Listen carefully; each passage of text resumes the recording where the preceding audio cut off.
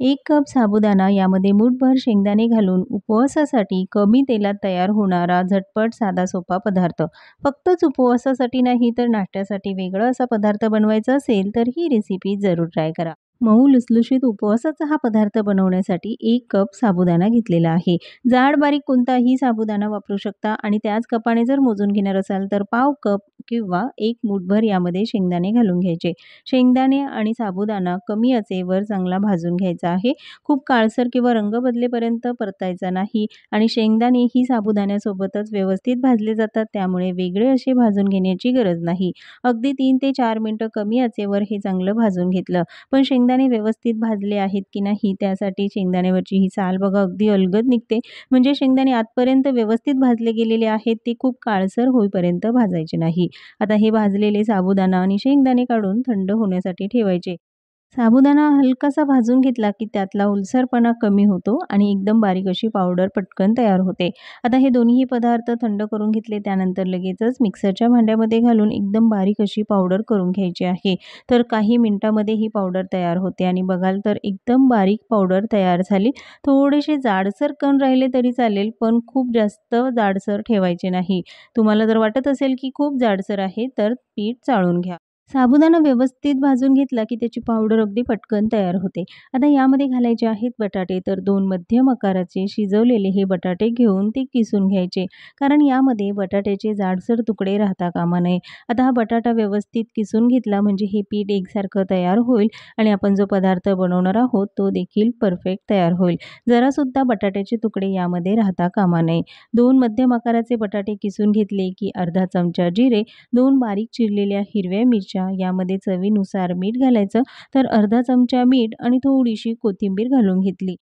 उपवासाला यापैकी कोणता पदार्थ जर तुम्ही खात नसाल तर नाही घातला तरीही चालेल. आता ही कणिक भिजवून घ्यायची. बटाट्याचा जो ओलसरपणा आहे त्यामध्येच व्यवस्थित भिजवून घेणार आहोत. यामध्ये वेगळं पाणी, दही किंवा ताक घालण्याची अजिबात गरज नाही. बटाट्याच्या ओलसरपणामध्येच ही कणिक व्यवस्थित भिजली जाते. थोडीशी घट्टसर अशी ही कणिक तयार झाली आहे आणि तुम्हाला जर वाटलं की खूप घट्टसर आहे तरच यामध्ये 1 ते 2 चमचा पाणी घालायचं, नाहीतर अजिबात पाण्याचा वापर करायचा नाही. तयार केलेलं हे पीठ 10 मिनिटं झाकून ठेवायचं म्हणजे ते छान मुरलं जाईल. तोपर्यंत या पदार्थासोबत खाण्यासाठी आपण उपवासाची चटणी बनवणार आहोत. अर्धी वाटी भाजलेले शेंगदाणे, अर्धी वाटी इथे मी ओला नारळ घेतला. त्याऐवजी तुम्ही सुकं खोबरंही घेऊ शकता. 3 ते 4 हिरव्या मिरच्या, अर्धा चमचा जिरे, चवीनुसार मीठ घालायचं आणि मिक्सरवरनं हे फिरवून घ्यायचं. आता यामध्ये अर्धी वाटी मी पाणी घालून घेतलं. त्याऐवजी तुम्ही दही वापरू शकता किंवा ताक देखील. मिक्सरवरनं पुन्हा एकदा फिरवून घेतलं. थोडीशी घट्टसर ही चटणी तयार करून घेतली. तुम्हाला चटणी पातळ हवी असेल तर थोडं जास्तीचं पाणी घाला आणि तयार आहे उपवासाची अगदी झटपट साधी सोपी अशी ही चटणी. चटणी तर तयार झाली, तोपर्यंत आपण जी कणिक भिजवली होती ती देखील व्यवस्थित मुरली गेली आहे. साबुदाणा न भिजवता वापरलेला आहे, त्यामुळे पीठ मळून झालं की 10 मिनिटं तरी ते मुरत ठेवायचं म्हणजे साबुदाणा छान मुरला जातो आणि पीठही थोडंसं मऊसूत होतं. 1 ते 2 मिनिटं हे चांगलं मळून घेतलं की आपलं हे पीठ तयार झालं पदार्थ बनवण्यासाठी. तर याच्या ह्या छोट्या लाट्या बनवून घेतल्या. लाटण्यासाठी कोरडं पीठ म्हणून मी साबुदाण्याचं पीठ वापरलं. त्याऐवजी तुम्ही भगर किंवा मग राजगिऱ्याचं कोणतंही पीठ वापरू शकता, जे पीठ उपवासाला चालतं. कारण हा पदार्थ आपण उपवासासाठी बनवणार आहोत. ही पोळी लाटताना थोडीशी जाडसर लाटायची, खूप पातळसर लाटायची नाही आणि वाटलं की लाटताना पोळी खाली चिकटणार आहे तर थोडंसं कोरडं पीठ लावायचं.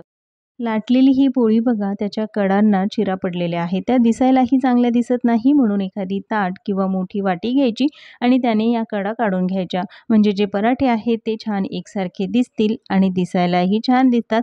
म्हणून ताटाने किंवा एखाद्या भांड्याने त्याच्या या कडा कापून घेतल्या आणि पराठा बघाल तर मस्त असा तयार झालेला आहे. अशाच पद्धतीने 2 ते 3 पराठे एकसोबत बनवून घ्यायचे आणि त्यानंतर ते भाजून घ्यायचे. म्हणजे कामही सोपं होतं आणि वेळही वाचतो. तर ताट ठेवून असे हे गोल आकारात मस्त पराठे तयार करून घेतले. लगेचच पराठे भाजून घेऊया. तवा चांगला गरम झाला आहे, त्यावर थोडंसं तेल किंवा तूप लावून घ्यायचं आणि पराठा भाजून घ्यायचा.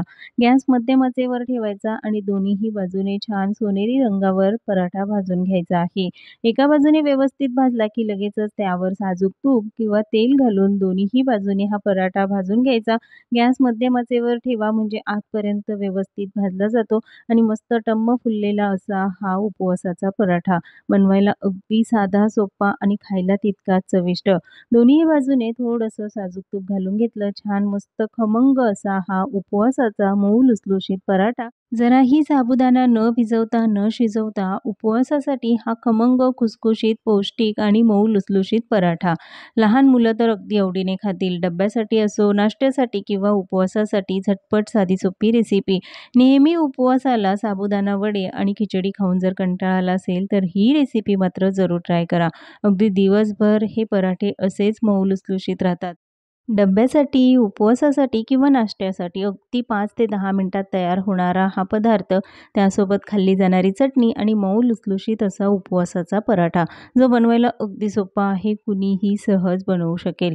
आजची ही साधी सोपी रेसिपी तुम्हाला कशी वाटली? कमेंट्समध्ये जरूर सांगा. अशाच नवनवीन रेसिपी बघण्यासाठी चॅनलला सबस्क्राईब, लाईक आणि शेअर मात्र जरूर करा. पुन्हा भेटूया एका नवीन रेसिपीसोबत.